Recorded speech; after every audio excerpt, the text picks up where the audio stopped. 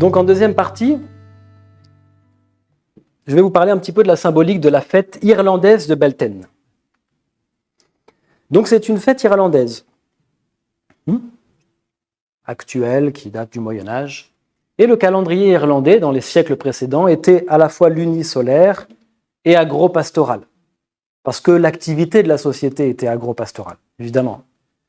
Donc leur calendrier, en fait, il était composé de 2 saisons. C'est important pour la suite, les amis. Nous, on découpe notre calendrier aujourd'hui en 4 saisons. Eux, il y avait 2 saisons. Je vais essayer de vous les montrer. L'hiver et l'été. Et de 8 fêtes majeures. Alors, il y avait 1 milliard de fêtes, ne vous inquiétez pas, mais 8 fêtes majeures qui étaient célébrées aux dates des solstices et des équinoxes. Tiens. Parce que c'est quand même pas mal de ça qu'on a parlé avant. Donc, en fait, depuis toujours, finalement, les solstices et les équinoxes intéressent les petits humains. Et aux dates médianes entre les solstices et les équinoxes. Vous prenez un solstice, un équinoxe, à peu près au milieu, pouf, un des 4 grands sabbats, comme ils appellent ça, les Wicca aujourd'hui, sur le calendrier. C'est pour ça que vous retrouvez des calendriers néo-païens, Wicca, comme ça, les calendriers magiques un petit peu. Donc, je ne pense pas qu'on trouve ce genre de calendrier il y a quelques siècles en Irlande. Ça, c'est vraiment maintenant, c'est ce qu'on fait maintenant. Mais c'est pour vous montrer une roue de l'année découpée en 8 parties qui sont les fêtes des solstices et des équinoxes. Et puis, celles qui vont nous intéresser aujourd'hui, Samhain, la première, ensuite Imbolc, donc là on est dans le début de l'hiver, fin de l'hiver, Beltane, début de l'été, et Lungyasad, fin de l'été. Ça change un peu de notre calendrier, quoi. Cette partie, elle va reposer notamment sur le travail de Frédéric Armao, avec qui on a ouvert la conférence sur sa jolie citation, qui est un enseignant-chercheur, comme je vous le disais. Il est aussi youtubeur à 16 heures aujourd'hui. Je vous conseille d'aller voir sa chaîne, elle est sympathique. Imaginaire celtique. Il a monté ça avec 2 de ses collègues universitaires et il fait vraiment de la vulgarisation. Il y a plusieurs enseignements qui ressortent de notamment celui que je vous ai cité là, l'article. Un article très intéressant. Beltane, est-ce une fête celtique ou une fête irlandaise? Ça a été ça son problème en tant que chercheur, lui.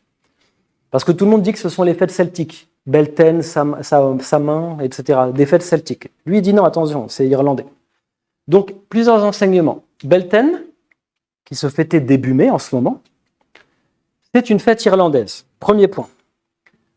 Elle est d'origine moyenâgeuse parce qu'on a des textes. Et les textes, ils remontent les mentions jusqu'au 5e siècle. C'est très très vieux. Donc c'est une chance. Et les mentions indiquent que ça existait avant. Mais qu'est-ce que c'est que ces mentions et ces textes qui parlent de Beltane et des fêtes irlandaises? C'est ça.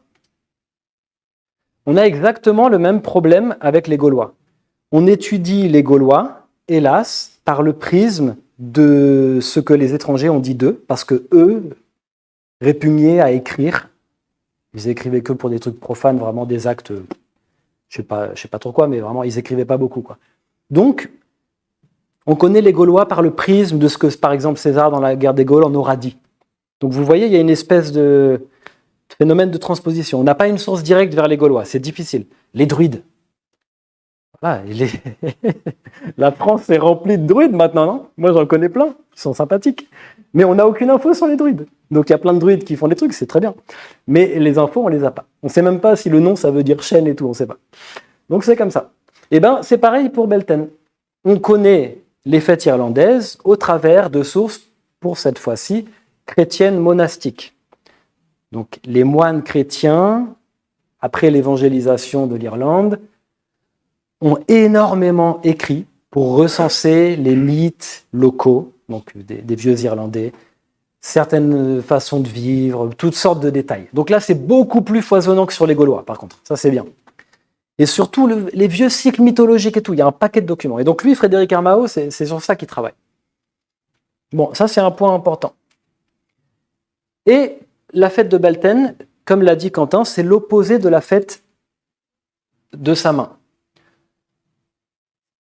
Je vais vous en parler après. Samhain, et vous voyez, hop, à l'opposé, Beltane. C'est important. Ce sont 2 fêtes polarisées, donc contraires et complémentaires, dans la symbolique et dans les aspects concrets. Donc là, il le met en avant dans son travail, Frédéric Armao, vous avez le calendrier gaulois, on va dire, on a des bribes d'autres trucs, mais Vous voyez, c'est un genre de puzzle et on n'a pas retrouvé les pièces quand même. Donc le calendrier de Coligny qui date du IIe siècle, donc c'est en plus après la conquête romaine, c'est le seul calendrier gaulois un peu rempli, je vois, qu'on ait. Un fait très important, c'est que sur ce calendrier, on a quand même eu la chance qu'à un endroit, je ne sais pas trop où, il y ait écrit ça. À la date de la fête de Samin, chez les Irlandais, dans le calendrier de Coligny, qui est continental, qui a été retrouvé sur le continent, on a Samonios. Donc, une chose est quasi sûre, c'est que les Gaulois du continent célébraient une fête qui s'appelait Samonios pour eux, à la même période que les Irlandais qui l'appelaient Samin. C'est la même chose, quoi. Okay. Mais le reste, on n'a pas. Il n'y a pas écrit Belten là dans le puzzle. Imbolc, il n'y a rien. Vous voyez, donc c'est difficile pour un historien. Et c'est le problème majeur. Pour le moment, ni l'histoire, donc l'étude des textes, ce que fait Frédéric Armao, ni l'archéologie, donc l'étude des vestiges et des artefacts, ne sont en mesure de pouvoir établir que les trois autres fêtes, là, à part Samin, les fêtes irlandaises insulaires, étaient aussi célébrées par les Celtes du continent. Vous voyez, c'est un problème. On ne peut pas le prouver. On n'a rien qui nous l'indique. Si ça se trouve, pour une raison inconnue, ils fêtaient que Samin, les Gaulois du continent. Pourquoi pas? On ne sait pas. Tout a pu se passer, quoi. Ou alors, ils fêtaient les quatre. Mais on ne peut pas le savoir. Et si l'archéoastronomie était une solution à ce problème? Quentin, il a commencé à vous en parler avec David Romeuf, l'archéoastronome amateur mais fort compétent qui a travaillé sur le sanctuaire de Coran.